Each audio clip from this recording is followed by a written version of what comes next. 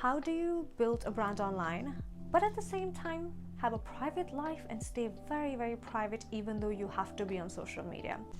You want to be on Instagram, you want to share your products, you want to share your journey, you want to share yourself also, because I think we all know lifestyle sells. Coming back to the point, how do you do all of these things and still have a private life? Okay, I think rule number one to remember, especially I think I get this question asked a lot from ladies and girls especially, if you want a private life, as in you want to keep your relationships very private, and I'm, by the way, very good at that personally myself also, so I think I can tell you a thing or two about this, because I'm a very private person. You don't know me. When do I meet my relatives, family? You don't know, and I don't want anybody to know, because I think it's very unnecessary to share each and every single detail of your day to your audience, because it doesn't make sense. I'd rather be sharing things that is either useful to the audience, that's something they can learn from because I like to guide, or B, if it has anything to do with my products, my skincare, my hair care, all of those things.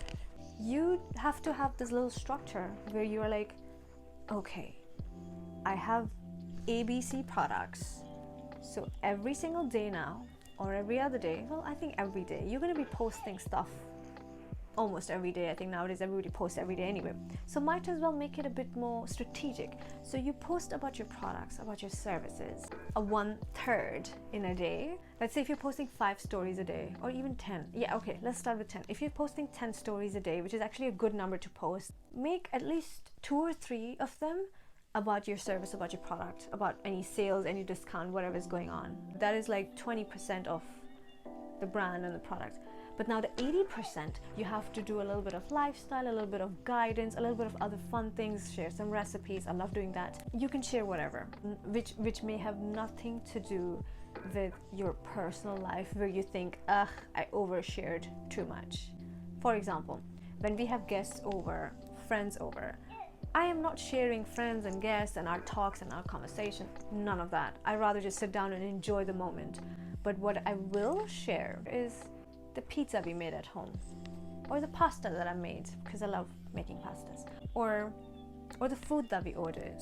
It's just random things. If I'm going to a nice fancy place for dinner, or just out shopping with the girls, I'm just gonna show a few like stories of the mall, of like pretty brands and pretty products. If I see anything nice in front of me which is fancy, I might share those things, but I'm not sharing me and my conversations with my friends and what we're talking about and who's pulling whose leg and who's making fun of who. None of that. But this way your Instagram or whatever profile you're at, it's still active, yeah, it's still progressing, and you're very present on your social media, but at the same time you're not sharing too much personal data, which later may make you feel, if you're an introvert like me, later it may make you feel like, I overshared, I kind of don't like this feeling I'm getting, let me just delete everything, let me go back and delete everything. I've done that many times, and I know a lot of people have this problem. If you're an introvert and you still have a brand online, yes, you have to do things, talk, you may come across as an extrovert, but you know the real you. And if oversharing makes you hate yourself, then you have to have a balance and have a structure there. And you can very well have a structure. Just think about, okay, I'm going to share my products and my services 20%, rest of the things, let me share 50% of the random things in the day, you know, and then 50% informative stuff, guidance, anything which is kind of related to your niche. So if you keep these proportions in your mind, I think you can very well be very active on social media, have a brand that's still running and you're getting those sales in, and at the same time you're very private, which I find very sexy. It's super, super easy.